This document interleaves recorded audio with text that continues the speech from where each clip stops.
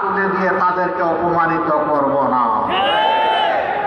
আমরা তাদের হাতগুলোকে দক্ষ কারিগরের হাত হিসাবে গড়ে তুলব। তারপরে ইনশাআল্লাহ তাদের হাতে দেশ গড়ার জন্য যে কাজ যার সাথে উপযুক্ত তার হাতে সেই কাজ উঠাই দেব ইনশাআল্লাহ।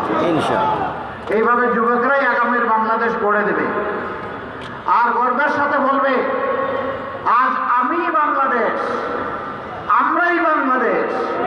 এই বাংলাদেশকে এগিয়ে নেওয়ার জন্য আমারও একটুখানি অবদান আছে, আমি বেকার ভাতা খাই না। যুবকরা যারা হাত তুলেন, যারা এখানে আছেন, যারা যুবক সবাই হাত তুলে ফেলেছে, মুরব্বীরাও হাত তুলেছে, ঠিক আছে সবার হাত তোলা। আসলে আমরা সবাই যুবক, আলহামদুলিল্লাহ আমিও যুবক।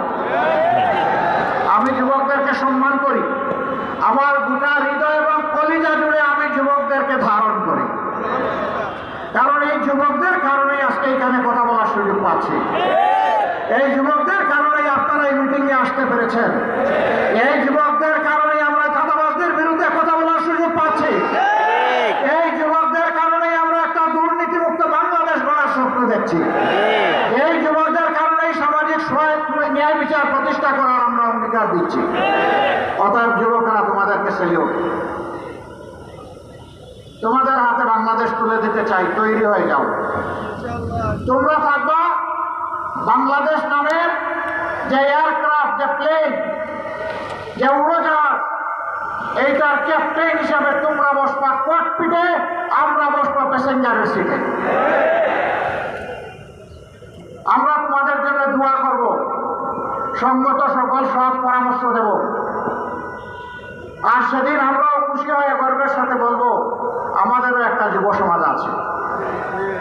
আমাদের যুব সমাজকে কেউ মাদক, চোরাচালান, অস্ত্রবাজ, চাঁদাবাজ, দখলদার আমাদের যুব সমাজকে বানাবে, আমরা তা সহ্য করব না। এ সমস্ত কাজে যারা লিপ্ত আছে তারা আমাদের সন্তান, ওদেরকে আমরা বুকে টেনে নেব, ওদেরকে শিক্ষা দিব, প্রশিক্ষিত করব, ওদের হাতেও সম্মানের কাজ তুলে দিব ইনশাআল্লাহ। সেদিন আর তাদেরকে লজ্জার সাথে এই সমাজে বসবাস করতে হবে না, তারাও সেদিন গর্বের সাথে বসবাস করবে এবং বাংলাদেশকে গড়ে দেওয়ার ক্ষেত্রে তারা অবদান রাখবে ইনশাআল্লাহ।